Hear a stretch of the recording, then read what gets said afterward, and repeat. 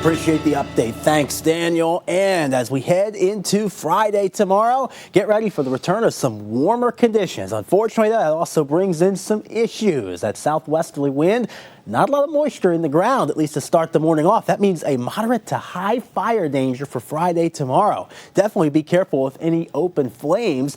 Daytime burning is banned, but I would avoid it even into the night because that potential is still pretty high and significant as we head into both Saturday and Sunday. And part of the reason will be our temperatures. Now, it was a rather cool day today, into the 60s. We have the chance to drop down into the 30s for Friday morning, but what we're starting to see is some influence of the southerly wind coming in early, and that indeed would help to keep us into the 40s. I would say especially on those higher elevated mountaintops, lower frost potential. When you get into these valleys here, they're kind of squeezed between the mountains, there is the chance for some patchy frost here and there where that wind is definitely blocked. But notice a little bit warmer, a little bit drier. Southwesterly winds up to 10 to 15 miles an hour will bring us into the 70s as we get into the day. The good news is no rain chances tonight. Unfortunately, though, there is a system on the way that could bring us a few scattered showers for Friday night. It's a cold front with low pressure. It's going to slide its way eastward as we head into tomorrow and give us the opportunity for some rain. Now, the rainfall totals generally will be light and modest. This is not going to break our drought by any means, but it will allow for some of this rain to make its way in. Even the chance of a thunderstorm. A low-end isolated storm is possible, and that's where you could get some higher totals out of the system.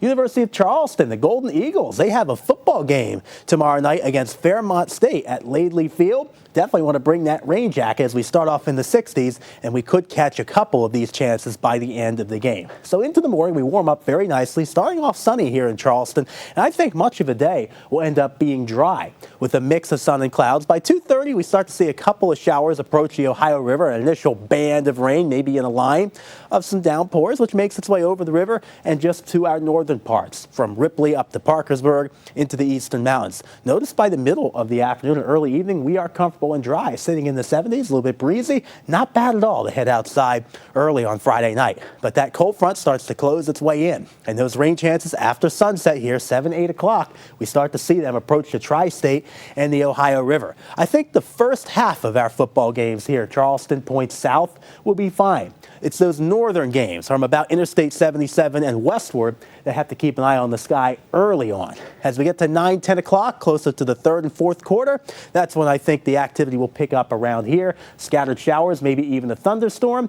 And then even into the overnight, we'll still see this activity progress into the eastern mountains. Not out of the question to get a rumble of thunder or two towards Interstate 79 and the eastern mountains late at night. Those shower chances Saturday morning early will be in our southern counties, and we start to see some clearing up to the north, getting down into the 50s, so not a huge drop-off initially behind the front, but it will be a cooler day on Saturday into the afternoon as well. Rainfall totals modest, about 1/4 of an inch is what we can expect here, but notice if you do grab a thunderstorm, anywhere from a 1/2 inch to maybe an inch is still within possibility. And this weekend, we got a lot of great Halloween events. The corn maze forecast, Grits Farm for one, would be a fun place to go as long as you get in there early, and that weekend forecast looks cool and comfortable into the 60s Saturday and Sunday, a little bit cooler Sunday, but more sunshine and very dry outside. That's going to be the name of the game here. Frost potential to start off Sunday once again, and then into next week. Here's the treat. That pattern is going to warm up under high pressure, getting closer to Halloween, near 80 degrees, both Wednesday and Thursday. Going to be toasty during the daytime, and right now looking dry.